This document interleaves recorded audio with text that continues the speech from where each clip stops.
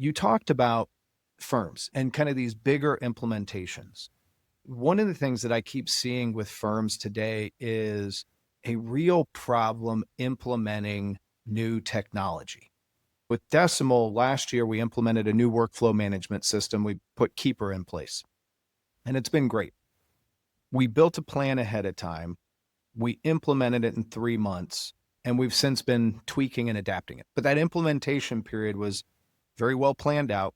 It was very well resourced, and it was done very quickly versus I've talked to firms that are doing similar things and they're taking 18, 24, 36 months.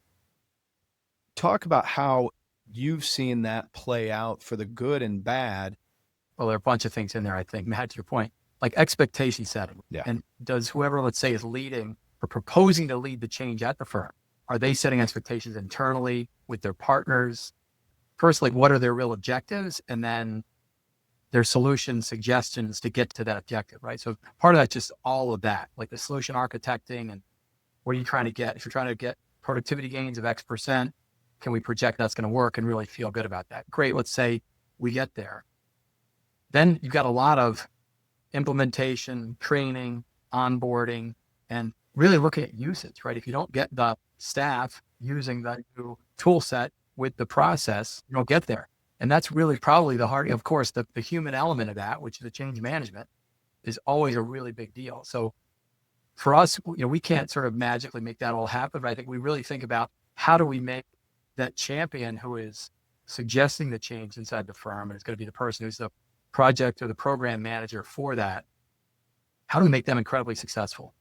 Because really, if they're not, then we're not, and it won't last. Change management is really important in all of this. It's something that I struggle with as a leader because I would like to change everything immediately and do it so often. And I'm really glad that I have a leadership team that slows me down and anchors me in reality sometimes. But the reality of all of this is just making incremental changes is just fine. As long as you're building a plan, and you also need to understand the capability and capacity of your team to change and have that empathy around the whole situation that's going on to figure out what can we do and what is right to do. And really also, sometimes I think where people struggle is they think only halfway. They don't think to what's my ideal end state and then build towards that. They think of, I need to make some changes. And so they make some changes, but they're not doing it with that full kind of, what does the end state really look like? I don't know if you ever see that too. Very good point. And that's where, how do you get the team on board? How do you get staffers pulling on the rope, right? Instead of you pushing on it, which is them saying, oh, we can be here in a year or 2 years. Here's our long-term roadmap.